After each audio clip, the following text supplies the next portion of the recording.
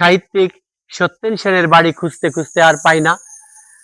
পরে জানলাম সোনাপুর গ্রামে এসে বাড়ি কেউ বলতে পারে না। অবশেষে এখানে এসে পেলাম। এই বাড়িতে এখন আর তার কোনো চিহ্ন নেই, তারা বিক্রি করে চলে গেছে। আমরা এই ঘরগুলো দেখাই।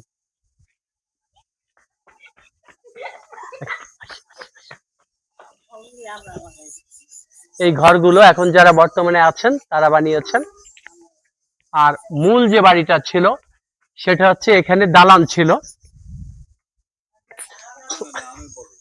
এই ছোট ঘরটার এখানে দালান ছিল। বসত বাড়িটি ছিল, আসলে এই বসত বাড়িটি ছিল কবি সত্যেন সেন, উদীচীর প্রতিষ্ঠাতা সত্যেন সেনের বসত বাড়ি।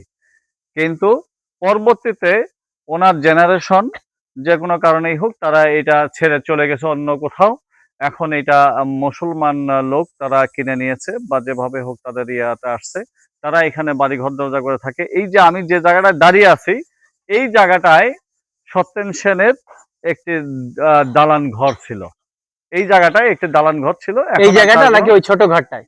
এইখানেই এটা তো একই জায়গা। আচ্ছা, এখানেই ছিল। এখন আর তার কোনো স্মৃতির চিহ্ন নেই, তাদের বংশের কোনো লোক নেই। এবং যে আমরা আসলে বাঙালি জাতি সবচেয়ে একটা বড় বিষয় হচ্ছে যে আমরা এই ভিটাটুকু, আমাদের কথা হচ্ছে যে ওনার বাড়ি থাকুক না থাকুক, ওনার ভিটাটুকু আমরা শুধু স্মৃতিচারণের জন্য দেখতে চাই। কিন্তু এলাকার মানুষ কেউই চিনে না। আমরা আসলে বাঙালি ওই যে জ্ঞানীদের কদর করতে জানি না, এটা হলো আমাদের প্রমাণ। এই জন্য আমাদের দেশে গুণী জন্মায় না। আমরা অনেক কষ্ট করে যাই হোক পরে এটা পেলাম। এবং এই বসতে যারা আছে ওনারা বললেন যে না এখানেই উনি ছিলেন, এখন ওনাদের কোনো কিছু নেই। অনেক ধন্যবাদ জুলফিকার স্বপন। এবার আমরা সত্যেন সেনের বাড়ির ঘাটলা দেখতে যাচ্ছি এই চিকুন পথ ধরে। আর এই হচ্ছে সত্যেন সেনের বাড়ির ঘাটলা, ঘাটলা, পাকা ঘাট। এখনো খুব সুন্দর আছে, খুবই সুন্দর। ঘাটলাটা অনেক সুন্দর, পুকুরটা খুবই সুন্দর। আমি এই ঘাটে নেমে যাচ্ছি, তখন দেখেন এই বাড়ির ঘাট দেখলেই বোঝা যায় তিনি বড়লোকই ছিলেন। তার বিল্ডিং ছিল ওখানে, যা বিল্ডিংটা এখন নাই। একটু কাছে আসেন ভাই।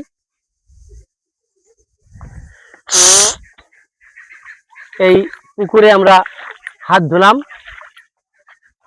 এখানেই সত্যেন সেন গোসল করতেন, আমি সেখানে পানি দিয়ে হাত ধুলাম। এটাও একটা বড় বিষয়। কিন্তু একটা জিনিস ভাবলাম, বুঝলাম, এত বড় একজন সাহিত্যিক, উদীচী শিল্পী গোষ্ঠীর প্রতিষ্ঠাতা, অথচ তাকে এখানে কেউ চেনে না।